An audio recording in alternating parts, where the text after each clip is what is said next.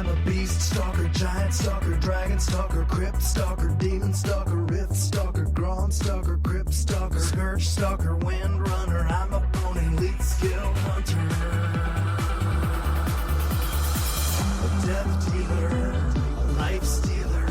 That's just the cost of being awesome. Welcome to episode 204 of the Hunting Party Podcast. I'm Darkbrew from thebrewhall.com and the Brew Hall on Twitter. I'm Delirium from Thrill of the Wild, the Warcraft Hunters Union, and at Delirium Hunts on Twitter. I'm Bendak from eyesofthebeast.com, WoW Insider, and Bendak WoW on Twitter. Today is Sunday, November the 9th, 2014, and we are broadcasting live on Twitch TV.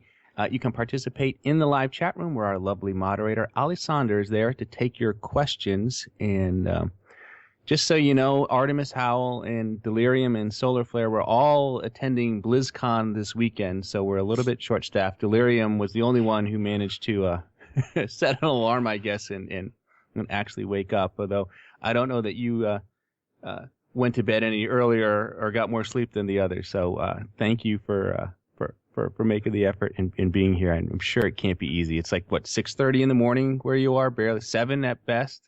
I don't think they actually have clocks this early, so who knows? It's California.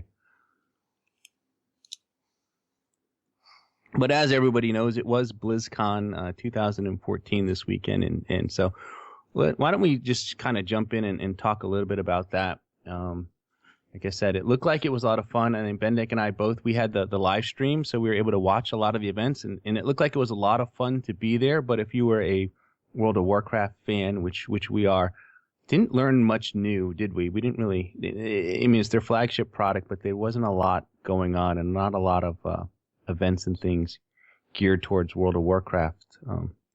What did you guys think? Well, I did learn that hidden expertise are being removed. Yes, so as did I. Good. Yeah, that was, and for those that didn't see that, that was actually written on a slide, which was at the first panel on Friday, which was sort of funny because we knew that from BlizzCon 2013. We also knew that from the various patch notes and the beta testing, and we also know this from the current game because that feature is live now. So if you were to go into the game today and pull up your character sheet, you would indeed see that hidden expertise are gone. Yeah, that seemed to be kind of the tune of the entire event, having absolutely no new content between BlizzCons left to them very wanting of things to announce. And so even the specific panel about items and gear changes, they pretty much spent the entire time just repeating things they'd said all year. Yeah, I mean, really nothing. I don't think too much was learned about it, though. I think, Bendak, you mentioned that, who was it that you could listen to Watch Your Dev talk about World of Warcraft for hours on hours, and he was actually very good, I thought, on both the panels, and did offer some insight into how they do things. I think it was yesterday's Q&A. He talked about how they do their simulations, and basically they run bots of the various classes. And I thought that was interesting. How they basically just set up all the classes in the game, and they run like a script, I guess, and it just runs through the rotations. And they said they just let it run over the weekend to get a bunch of data from the actual game. Yeah, and obviously I don't think they're doing that in the live server. They probably have some sequestered, some dev servers off somewhere doing that. But yeah, I thought that was very cool too, that they could just program in these various rotations and let them run and get all these iterations and kind of analyze that data. I thought Ghostcrawler had mentioned something about that a year or two back, because I don't know which class it was. Maybe it was a Shadow Priest. There was one class where they had figured out through that process a rotation that was slightly better, a little bit more optimized than what the player base had come up with, and yet they never revealed what that rotation was. But I remember him saying that at one point in time. But even with that, it seems like they have a hard time balancing things. I mean, you would think that if they could do that, then what we see as players, they would be seeing as well. Yeah, well, he admitted that, they're wrong quite a bit. And, we saw that with all the changes they made after the 6.0 went live. Yeah, and I don't know what other things they could do. I mean, obviously it's nice they have their own I guess it all comes down to like time and resources and how much they want to sink into this, versus just getting to a point where they think they've got it and then waiting for the community to kind of provide them feedback. But, it seems like they could run these sims. They could also, use the same tools that we have. They could take a bunch of combat logs and upload them to, Warcraft logs and other places like that, and then do some comparative analysis. But again, I'm really curious if their numbers are lower than what we're getting or higher than what we're getting. Like with the big hunter problem at 6.0, when it went live, they realized, oh, hunters were right. They are really low on damage right now. Was that because other classes were playing so much better than they thought they were going to play, or were we playing so much worse than they thought we were going to play? So, still a lot to learn about what they're doing there and how they're setting that up. Yeah, that's a good question. I mean, obviously, if they're setting up these bots like they do, I mean, you're talking about executing these rotations perfectly, right? I mean, you're talking about simulating perhaps like the most skilled individual ever. I mean, because you can just time it and set it up so that they hit everything as soon as they come off cooldown within the GCD and everything else. I mean, those bots probably run flawlessly. Or maybe they can program them with imperfections or randomness too. Who knows? Well, that's what I would think. There's some questions that coding, it's really hard to code, but it's really easy to just think in the split second like what we should do. And so I think some of the RNG would have their simulators, even knowing every mechanic of the game, they're still going to have some trouble where a simulator's not good at replicating a rotation and a human is. So I'm not sure, and that's the same problem Simcraft has, that's the same problem my spreadsheet has. That's just the nature of computers versus humans. Yeah, no, and that's a good question. And I wonder how long they've been doing that, if they've been able to do that. If this is a more recent thing, something they've introduced with, one or two expansions back, or if it's something like that that's been at the beginning of the game. I don't know. I mean, if it has been in the beginning of the game, it's something I wish they would have applied to some of those early escort quests in vanilla that were just so darn hard because the NPC you were escorting didn't do anything, walked real slow, didn't really help you fight. And I remember some of those early quests in the day were kind of hard to keep those NPCs alive. So it would have been nice if they had introduced some of that AI for those. I mean, they've gotten better now, and there's far fewer escort quests nowadays than there used to be, but some of those early ones were miserable. But speaking of hunter numbers, I actually saw someone last night link to the log from Midwinter in the live raid, and they had 4 hunters there, and they did pretty well. They're all marksmen, of course. So now I did not get a chance to see the live raid. So let's talk about that a little bit. I mean, it was Method versus Midwinter. Were they level 100? Were they doing Warlords of Draenor bosses? Yep. They're level 100. Level 100, they were in 665 gear, so pretty high gear for the content they were doing. So, it wasn't looking like progression rating at all. They were able to ignore a lot of mechanics. I was talking to Roger Brown last night at the Hunter party, and he was saying, they didn't know ahead of time how strong they would be, but they were pretty quickly able to adjust and say, okay, we can just stand in this mechanic and not worry about it. And I think that added a lot for making the live raid a lot faster and a lot more entertaining for a quick group. Because that gear level is actually the gear you get in the next raid, Blackrock Foundry. So they were actually outgeared it. Yeah, by a little bit. And I guess that makes sense because you're sort of they have a finite bit of time that they can allocate to these raids, so they probably don't want to make it too hard and don't want to make it too easy.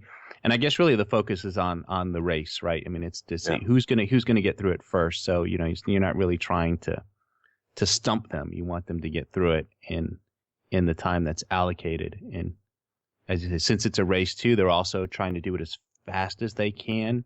because they want to beat the other guy. So it would make sense that they sort of give the characters and the players a little bit of advantage to at least defeat the content. Right. And yeah, so it was definitely a ton closer than last year. It was a real race. We weren't until the very end sure who was going to come out on top. And that makes for a lot more fun entertainment. Yeah, I remember last year's was started out well, right? Now, last year they did some heroic Siege of Orgrimmar, right? And I believe it was the shamans that gave one of the groups trouble. They got hung up on there. They wiped a few times, midwinter. This year was actually the entirety of Highmall with the trash and everything, but there was 3 optional bosses that they could skip, so they only had to kill 4 bosses.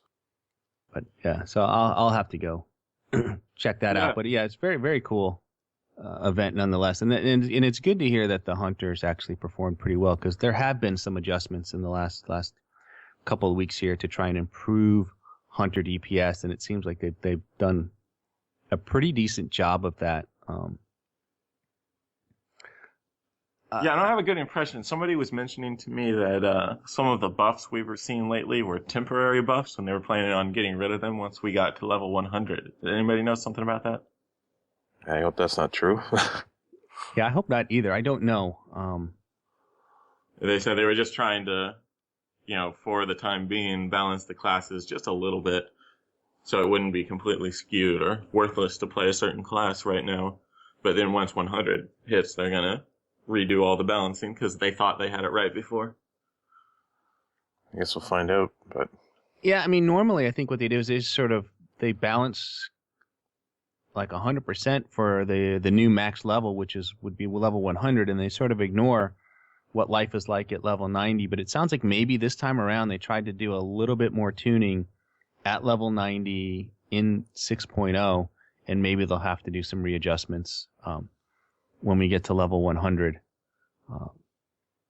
But we'll wait and see. But we know that, hunters were really we were sagging at the bottom, and I don't think that's the case anymore. I think they've really buffed up the numbers. I think even since our last podcast, they did a small round of buffs that changed some of the level 100 talents. I think and a couple of other things like adaptation. Adaptation, I think, got a nerf, if I recall. They did nerf it, yeah. A small nerf. But at the same time is a slight buff to pets, so kind of worked out though. Yeah, they buffed the pet scaling, so just of the basic melee attacks, it didn't apply to basic attacks, which is something that people found out later, which made BM look a lot better on the Sims than it actually was doing. Right. And I think they buffed up kill command. I think they increased the damage by 20% or something like that. Yep.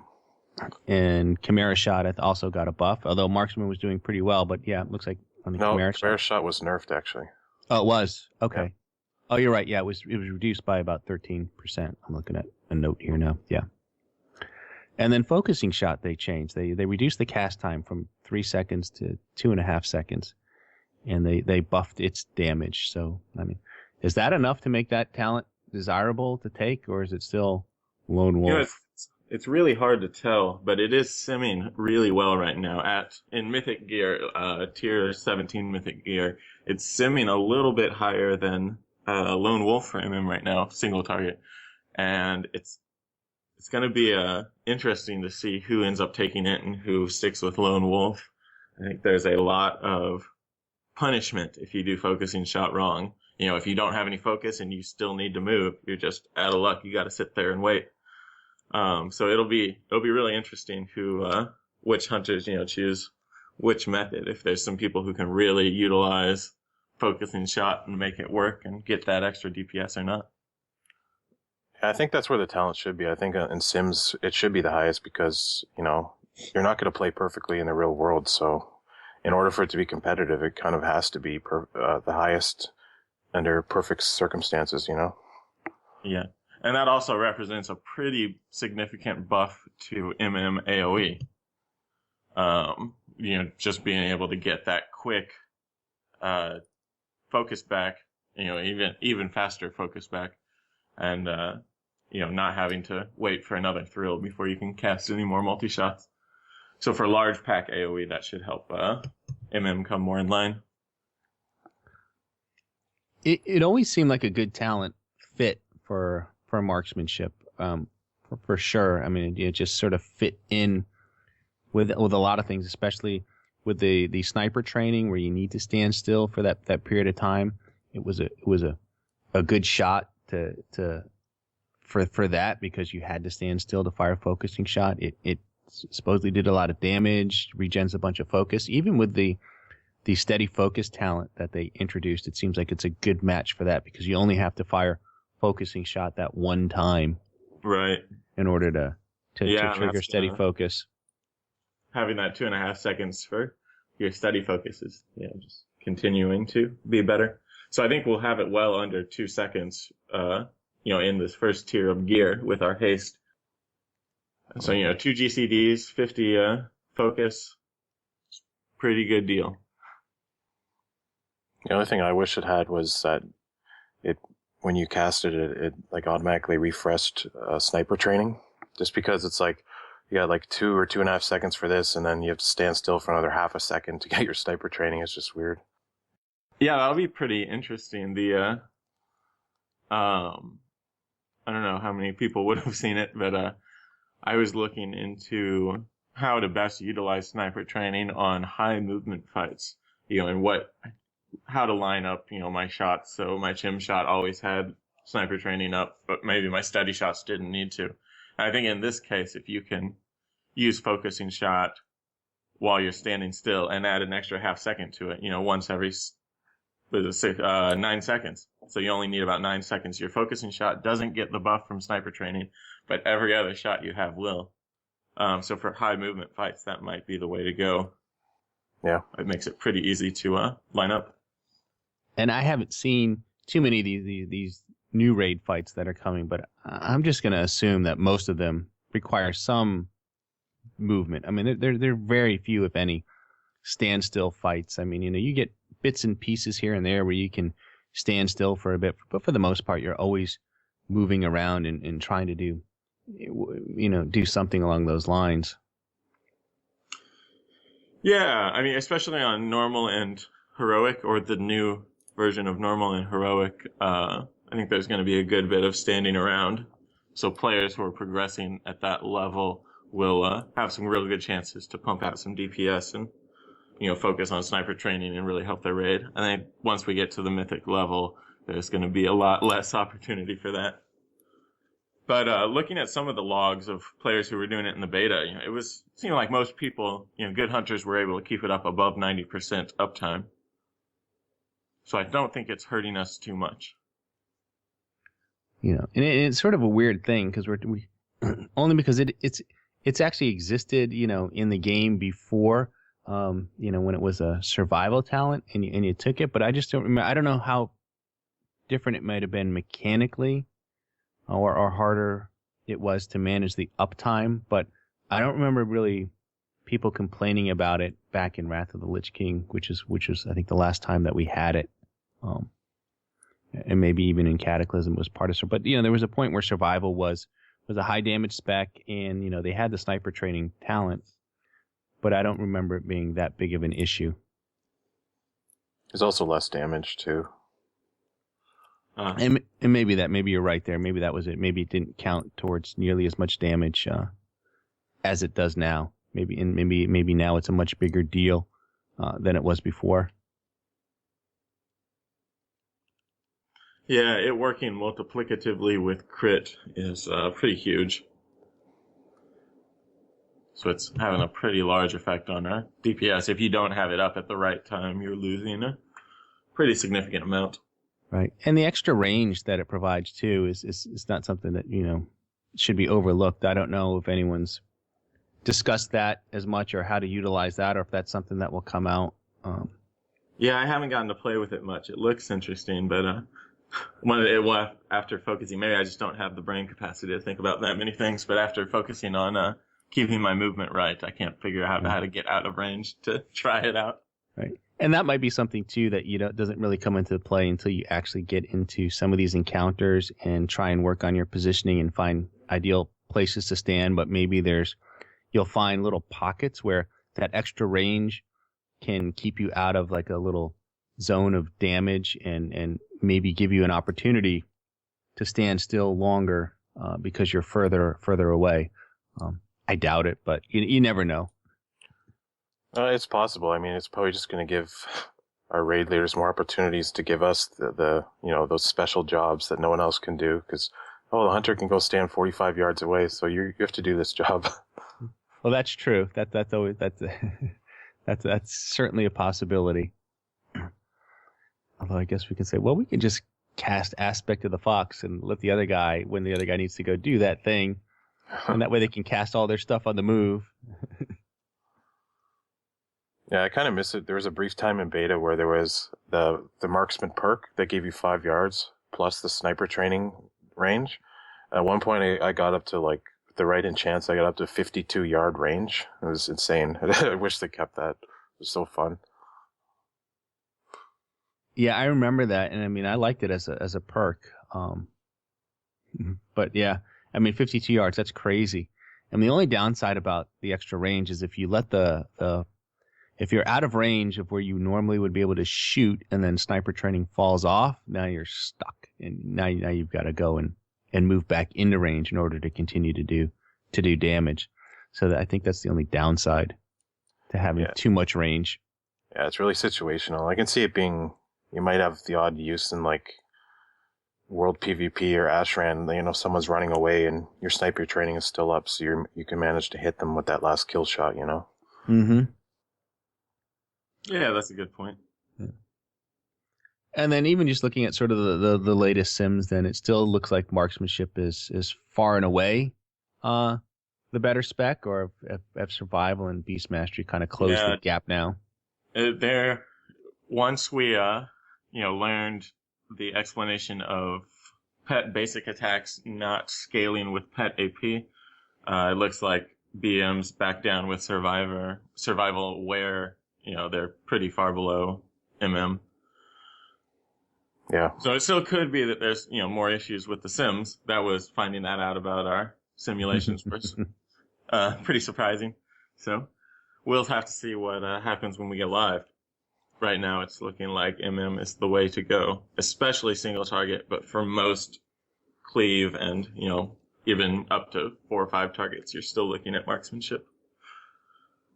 Right, but if you're more comfortable with BM, you can probably still play it, because you're not going to play perfectly with marksmanship, and I don't know, the marksmanship sims account for probably 100% sniper training and perfect focus management, which is a lot harder on marksmanship. To make sure that you don't overspend your focus before you have to do Chimera shot and all that. It's real easy to do that, I find. Yeah. To keep being a fanboy and bringing him up, Roger Brown from Method last night was saying he planned on switching back and forth between MM and BM to make sure he could get the best out of each fight.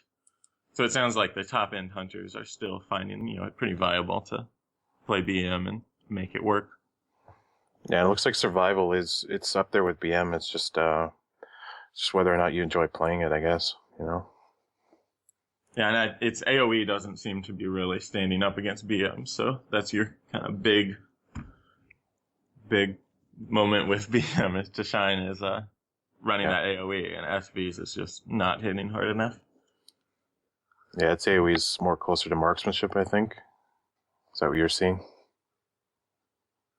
Delirium with survival AoE. Oh, sorry. I have mic issues. I'm on my laptop in the hotel here. Anyways, I think the survival AoE is not quite in line with marksmanship either. Wow. Until you get to lots of targets. Because, that Chimera shot doubling is just so huge. Barrage is just the same for both of them, but with sniper training, it's worth a lot more for MM. And so unless you have a bunch of targets who are all going to be alive for a long time and you can really get the most out of all of those serpent stings, there's just not a lot survival can do right now. I mean, how close are the three realistically? I mean, or at least what you're seeing in the Sims, like what's the percentage difference? Are we talking, like, well, Marksman's like 10% more damage, 20%? I mean, how much more is it simming out to be? Yeah, Bendak, have you seen that in your chart? I think it's more along the lines of 15%, between BM and MM. Yeah, and that's a lot, by the way. I think 5% is probably the max that you'd want to see, and I think as far as a delta, I would think, but... Yeah, and at this point in MOP's creation, we were doing so well. I mean, we were really, all the classes and all the specs were really within about 5% of each other. I remember Ghost Crawler talking about that for quite a while, so it's a little sad to see they've backslid so much, and I don't know if that's because this stat squish or, the change to AP and all of these variables, they just changed so significantly that they, were a little overestimated their ability to balance. But it's sad for me to see how much they backslid this expansion.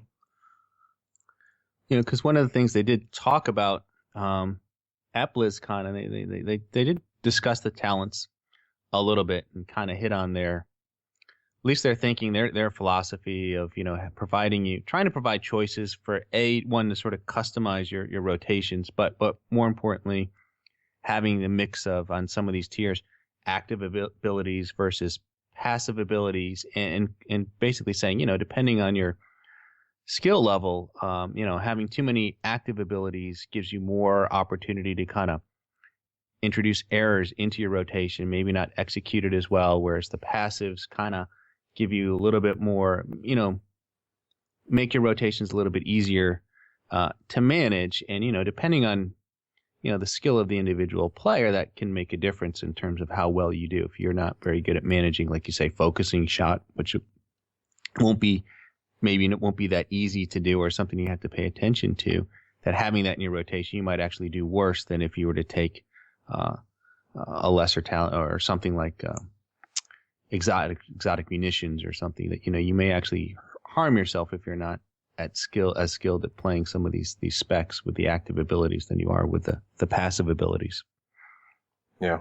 Same thing with, blink strikes. Like, a lot of people still like to take that even as MM or survival, just because, they don't have to worry about the extra button.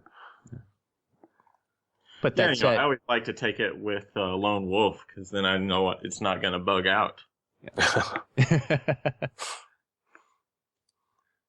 But that said, though, I mean, I think when you're talking about a 15% difference between, say, Marksman and the other specs, that's that to me seems like a big gap that even that it's hard to make up with just having too many actives versus too many passives isn't really gonna account for that much difference. I don't know that you're gonna. I mean, I think you'd have to be pretty bad player to somehow close that gap or do better with one of the other specs. Well, it's than you would with marksmanship. It could just be that we haven't learned the other specs as well as we should have. They on beta, even when they just had normal high mall open, you pretty 90% of the hunters you see are in marksmanship. So there might just not be people experimenting with the new rotations for the other specs. And so they're not really learning how to get the most DPS out of them. And then the Sims will reflect that because they're just using whatever priority system hunters tell them to use. They're not really in there trying to fix it for survival, trying every different priority system. So it could be that it's a little skewed, just like the logs are skewed because the top hunters play MM. The Sims can kind of reflect that as well. Well, I'm on the SimCraft page right now, and they updated their Sims today. And it's actually, the gap's even bigger than I thought. It's more like it's more like 25%. Yeah. Wow. Yeah, that's huge. Yeah, these Sims are showing marksmanship is actually the top spec out of all specs. Huh. I did not realize that. For what kind of fight? This the patchwork sim for both normal gear and mythic gear. Huh. Sounds good to me. Well, yeah, we'll see how all that plays out. I mean, the raiding begins in December 2nd, I believe, is when the raids will open up. So that's when we'll really start to get lots and lots of data and probably sometime after that we'll get that first 6.0 ... patch, which will do some of the class adjustments. Yeah, and the good news is about the other specs, they're not at the bottom, they're in the middle. Yeah, and that's really where I would want to be as a hunter. I feel like if we're simming in the middle, it's a lot of work to get to the top, but it's doable. When you're at the top of the sims, then nobody really believes in your DPS anyway. Like, oh yeah, just like somebody plays a warlock and they top your charts in MOP. They're like, well, yeah, you're just a warlock. As long as in the middle of the pack, we can really prove ourselves. Yeah, I mean, well, it depends too. I mean, anytime you have a ranking system where you go from top to bottom, someone's always going to be on top and someone's always going to be on the bottom. It's just a matter of how close is that gap. What's the gap between the top and the bottom? And if it's 1%, who cares if you're on the top or the bottom? It doesn't really matter. But if you're talking, oh my God, the guy on top is doing 50% more damage than the guy in the bottom, well, yeah, then that's a problem. Yeah, if you've seen the makeup of the different racials, especially for hunters, they're just so close right now. And that's exactly what we want to see, Yeah. Yeah, if you want to eke out an extra 50 DPS, you can take this class, take an orc, play BM. But if you just want to have a cool looking character that you like and care about or want to RP, that's all right. You can play any of them right now. Except for gnomes. Yeah, that's right. Yeah, oddly enough, the gnome hunters are simming pretty low. Yeah, right at 0. They can ride into battle on top of their pets, though, which is kind of cool. But so let's go back to BlizzCon a little bit. So you're obviously there, Delirium. There was the big hunter meetup and everything else. So why don't we talk a little bit about some of the things you got to do and some of the people you got to beat, and just how was it being there? Yeah, so we had our big hunter drink up last night. That was great. We had a lot of hunters I'd never met, a lot of people from the old WHU that I had just heard about and never actually run into even online. So it was really cool for me as kind of a newer member of the community to get to meet a lot of these people who've been doing these all hunter raids or really representing the hunter community for such a long time. And I was just, it was really cool.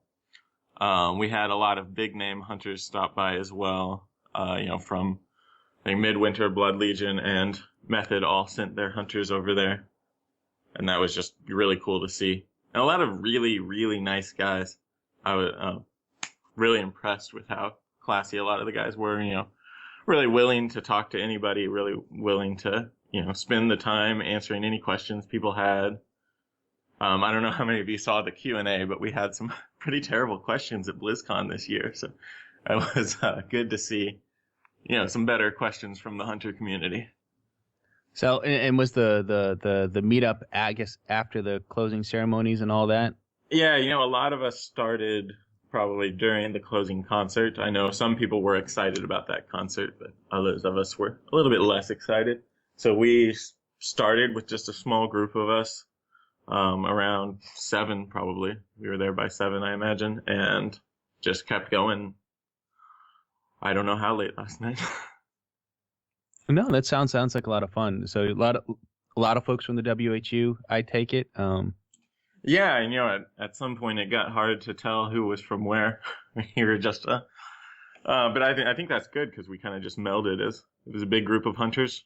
Who knows who's new and who's long timer, and I think everybody was having a good time.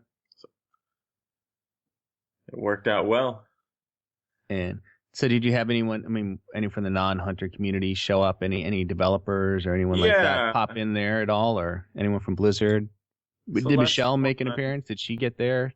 I didn't see Michelle. I know she was pretty busy with the wrap-up, and she had to keep doing stuff a bit ways after the ceremonies were over, because I think she was doing stuff for the DirecTV or virtual streamers. So I don't know how late that ended up going, but I at least didn't catch her over there. If she made it later than I was. Yeah, she was very good, by the way. Her coverage and everything she did. She was fun to watch. She was really good. Did a really good job. It was really great to see somebody who was really cared about the game. Yes. Specifically my game.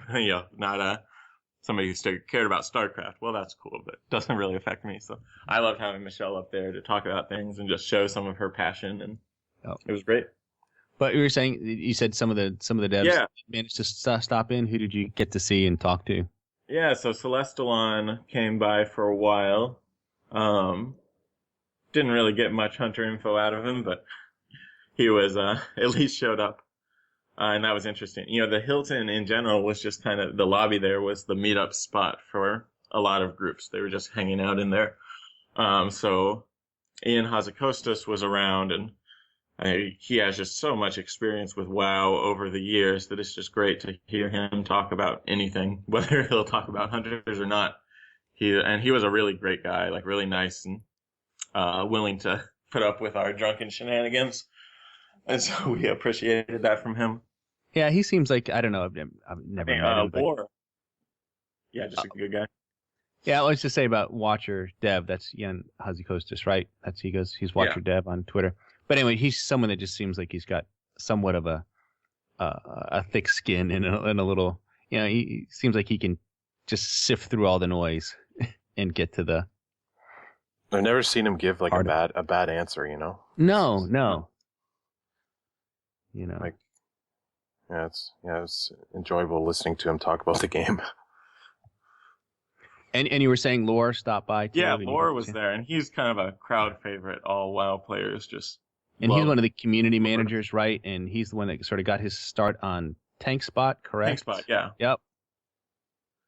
Yeah, so it was really cool to see him. He was incredibly nice, really good-natured kind of guy. I actually got a little recording from him for the show. I'll have to go through my... Oh, excellent. That's good. We'll have to find ways to kind of sneak those in. We used to do that. We used to have... So when we did the first iteration of the show, and we stopped doing this after a while, but we used to actually take a break, like halfway through the show. We'd step away for 5 minutes. I think that was when...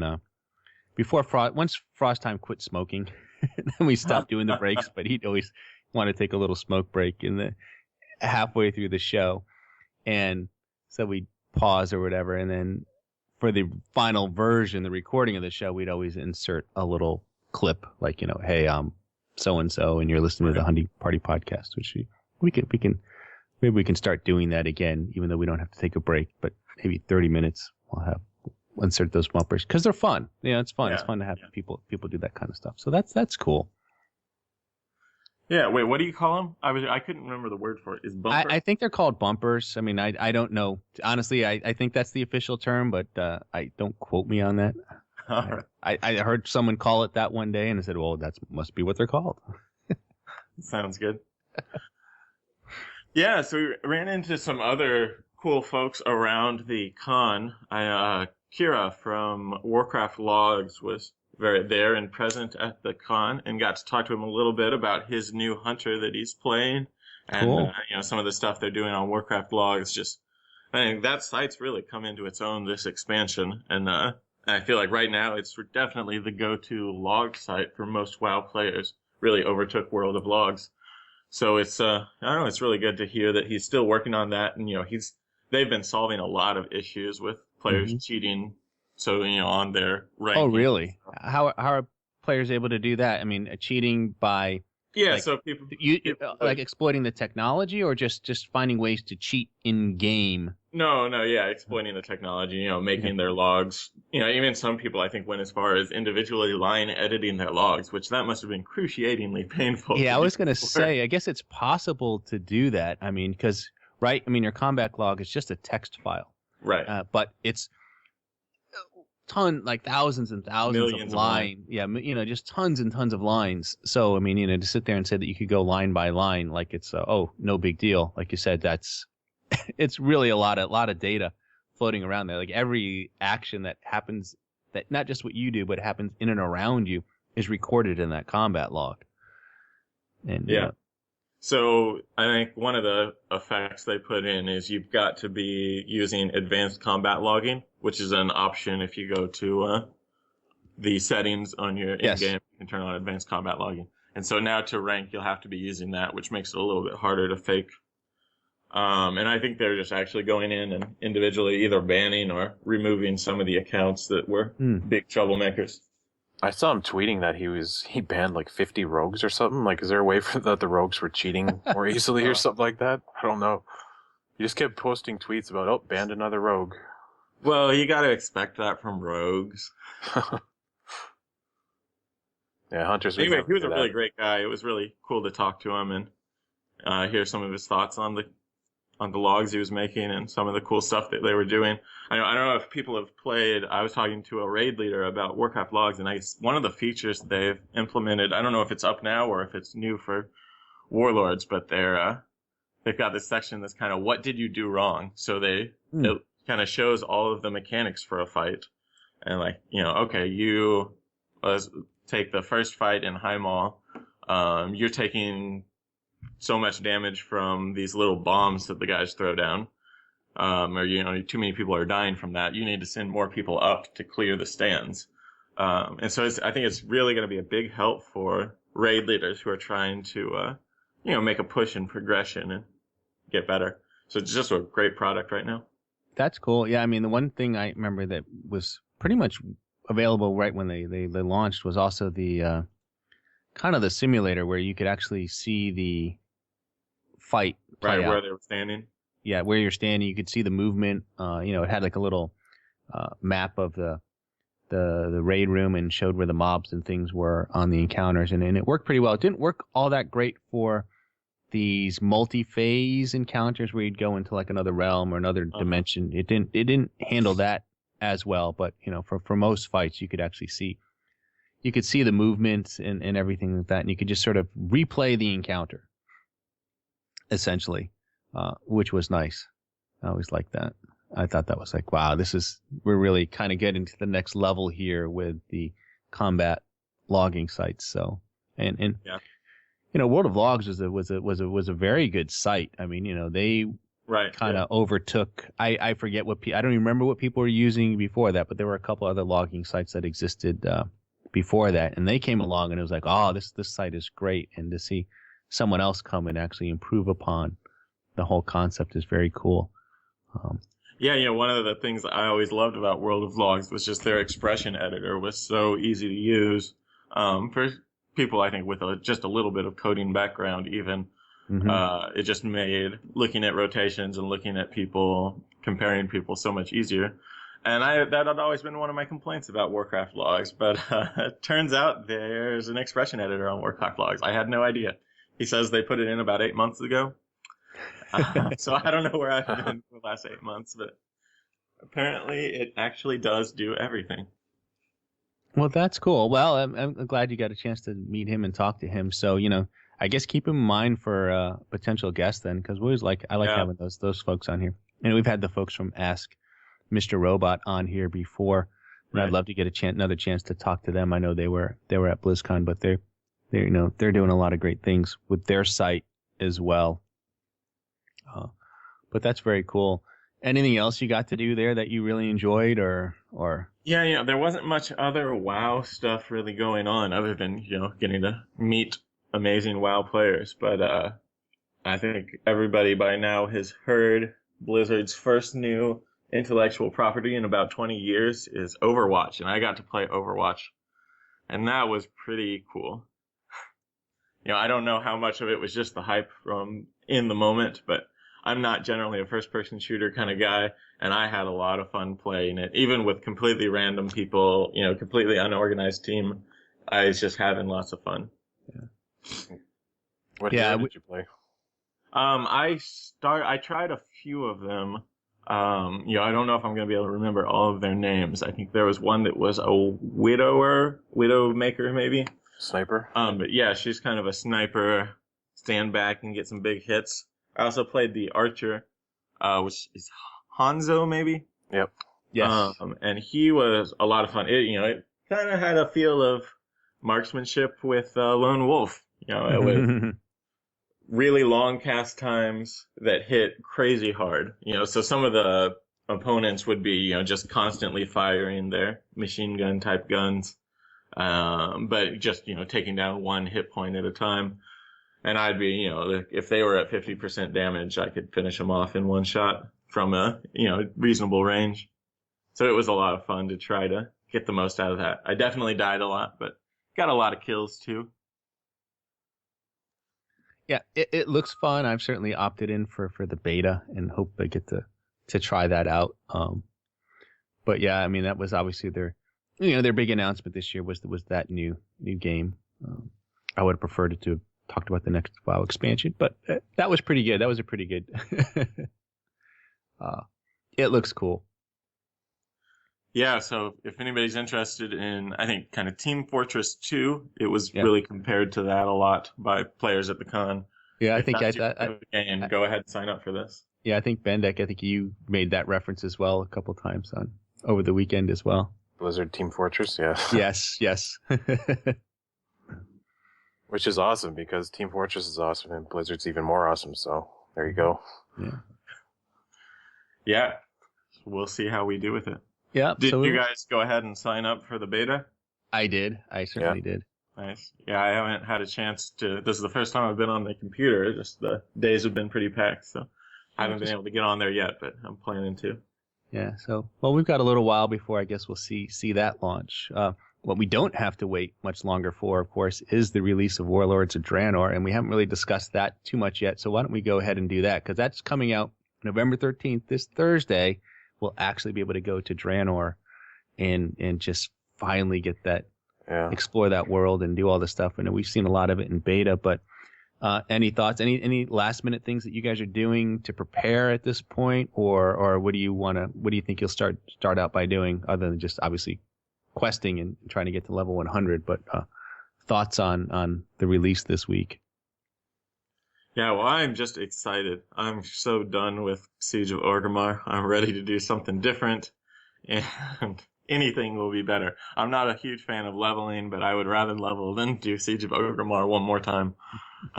So I'm excited for this. I was having fun doing normal Heimal on the beta over the last few weeks. And yeah, it looks like a good time. I still don't have any idea what my plans are, which tune I'm going to level first even. So we'll see. I assume it's going to be a hunter though, right?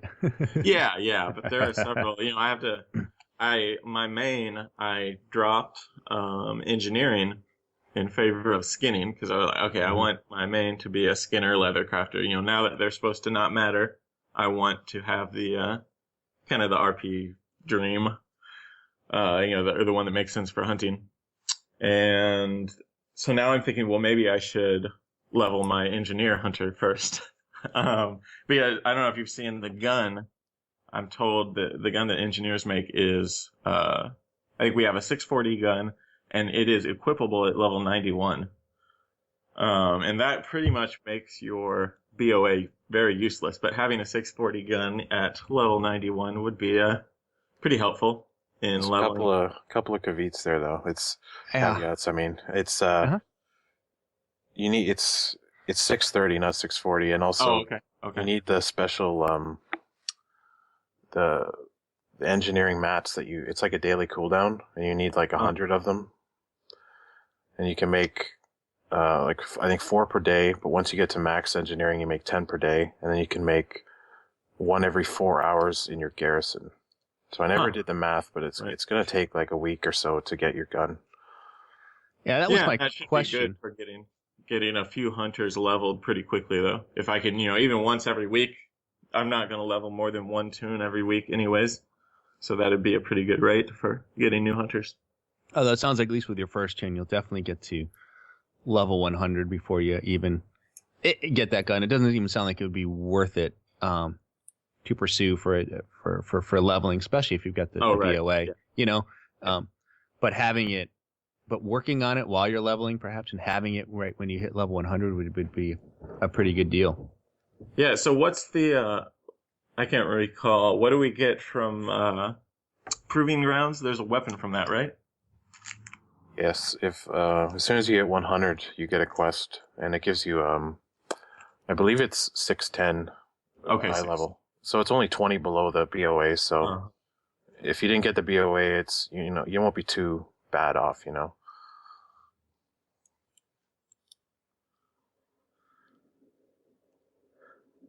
But Well, cool. I understand a lot of people getting their BOAs lately just because of how easy they made Siege in this patch, you know? Yeah. I mean, I've seen people selling carries on like normal mode for like 1K because you can carry so many people over and over. Yeah, I mean, normal mode seems, well, is it normal or heroic, I guess? Heroic is the old normal. But right. yeah, heroic mode's pretty easy.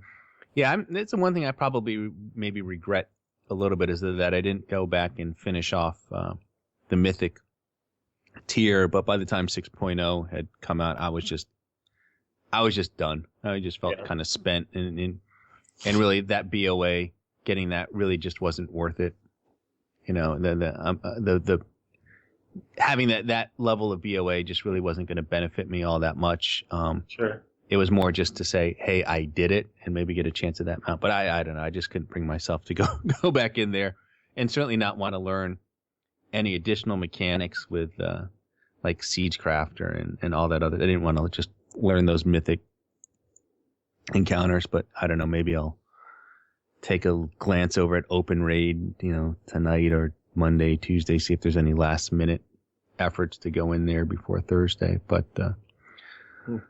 But looking back to Thursday then, so they've already, like the game, my understanding is it's already been patched, right? So this is going to kind of work like the holiday events, meaning once the clock strikes midnight, it'll open up and you'll be able to go. But I think it's midnight Pacific time, right? Because people have asked us about that. I think it's going to be. It is Pacific, yeah. It is Pacific time. So is that Thursday night or Wednesday night? Thursday night. All right. So Thursday morning. Well, Thursday morning. In other words, yes. Okay. If you're, in other words, Wednesday night.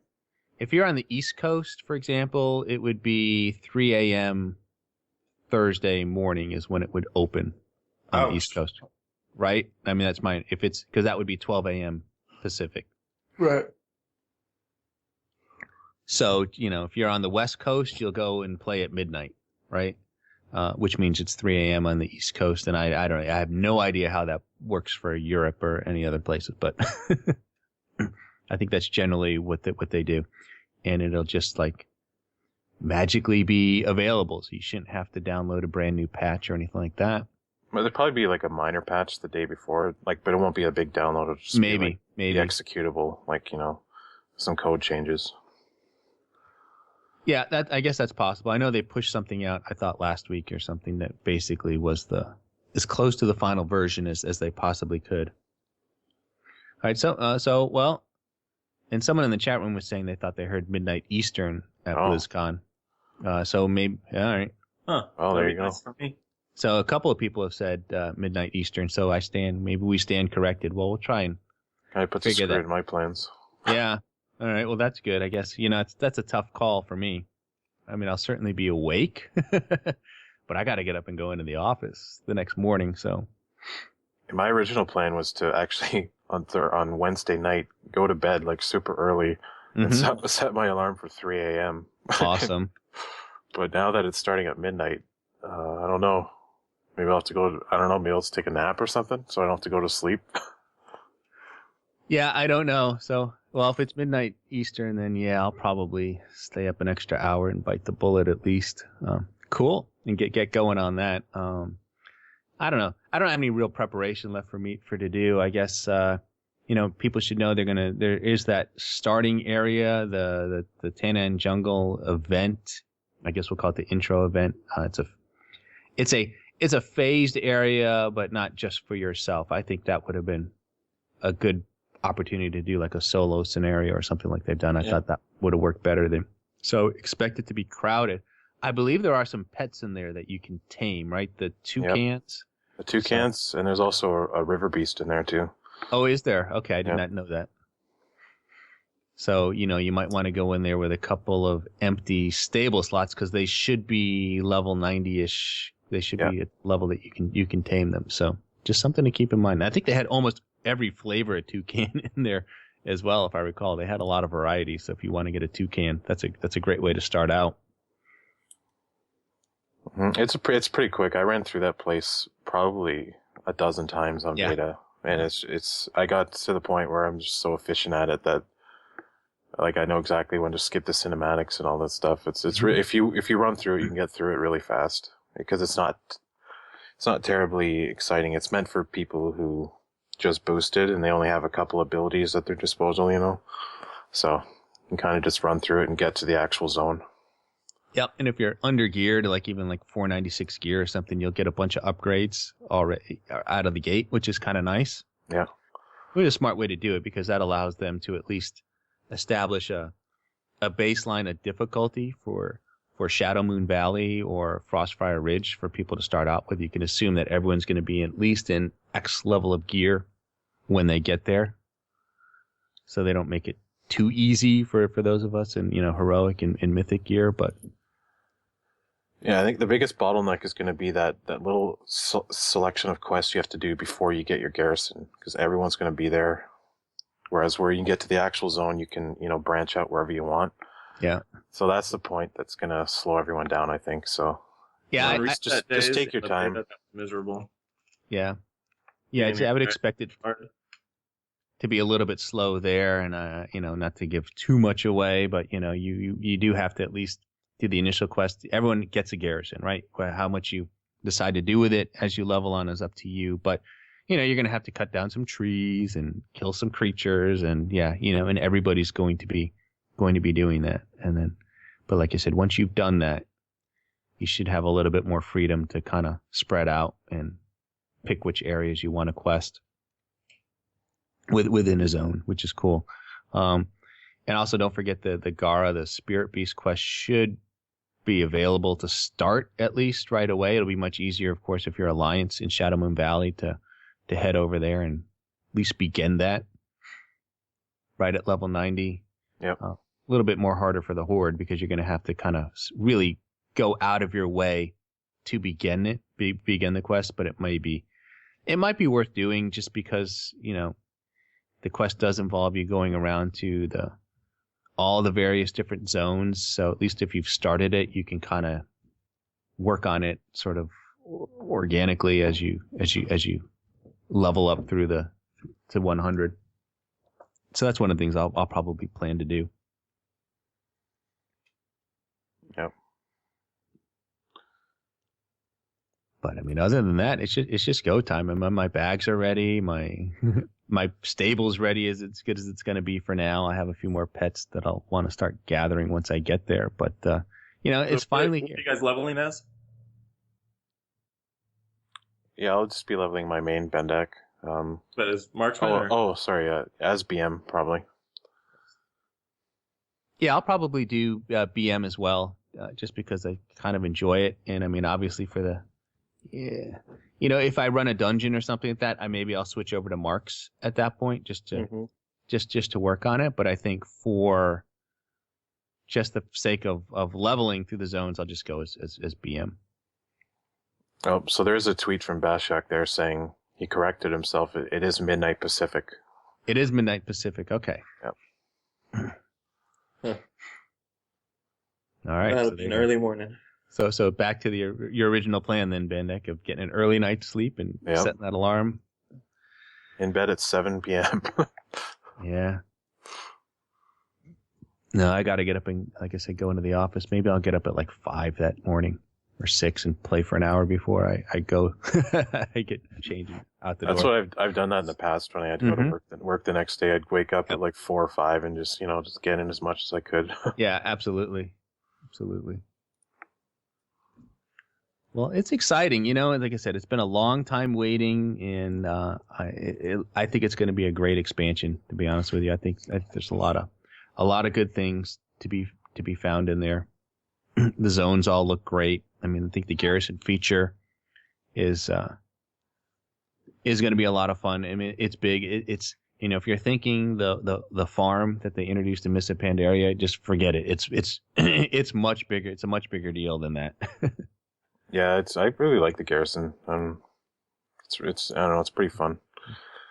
I'd recommend the stables building just because, you know, you got like a convenient stable master that's always in the same spot for your pets, and plus you get all these cool mount benefits like you don't get dazed on your mount and dismounted. You can gather stuff on your mount, and eventually you get 20% more mount speed too. It's pretty neat.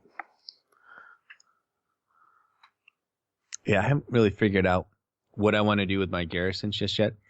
But there are a lot of good resources out there. I know you mentioned it, Delirium, on the WHE, and pointed out some of the guides that the Grumpy Elf had done at the grumpyelf.blogspot.com.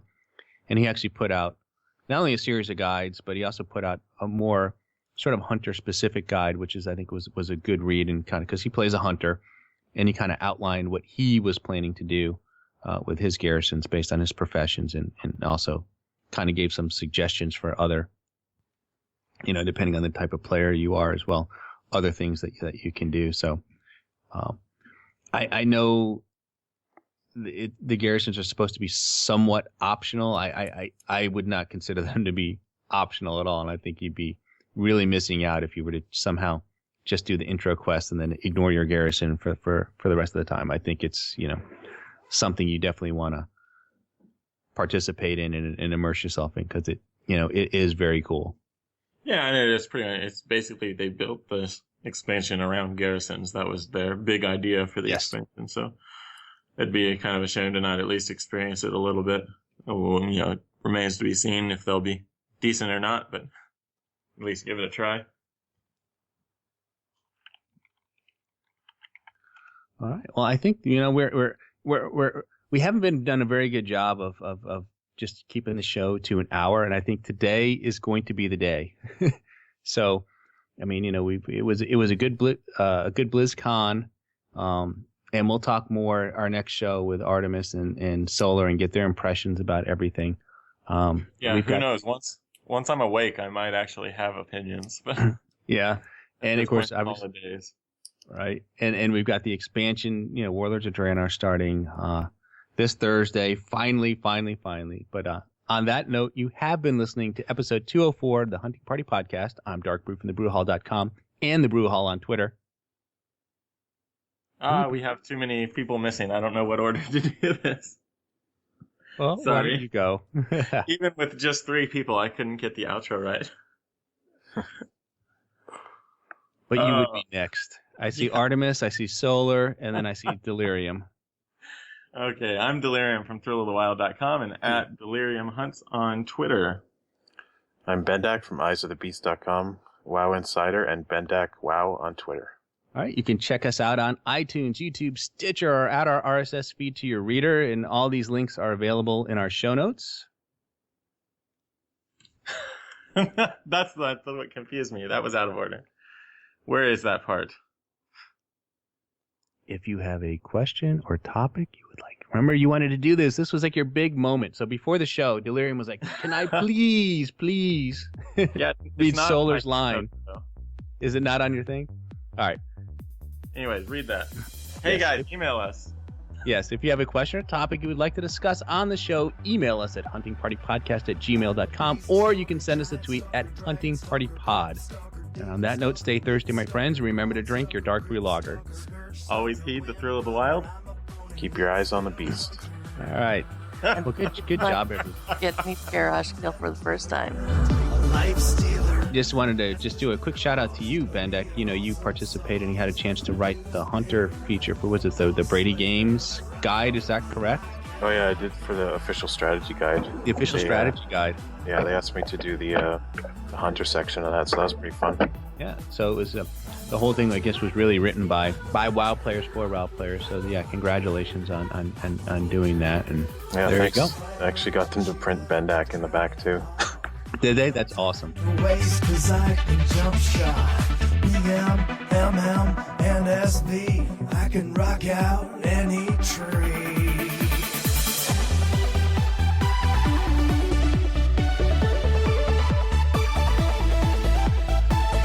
Never worried about my threat, 'cause I've got FD and misdirect. Catching loose mobs in my traps. I never miss, 'cause I am hit capped. 'Cause I'm the hunter, not the marked. I'm the fighter, not the spark. I'm the kiter, not the kite. I'll top meters every fight. Landing and cave dealing death. Just me, my gun, and my trusty bed. Now let's begin with Illidan, Osirian, and Gil'jadan, Magdamar, Asgalor, Gruul, Cthulhu, and Razorgore, Onyxia to Ragnaros. Which one have we killed the most? Kel'Thuzad to Malygos. We even killed Akama's ghost.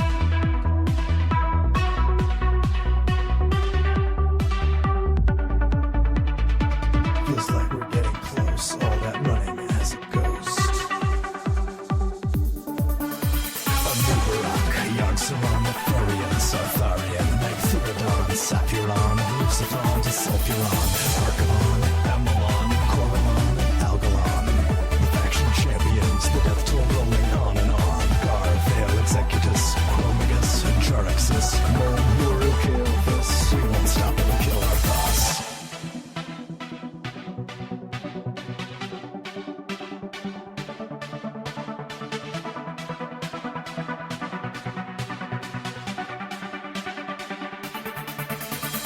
All my lead skills,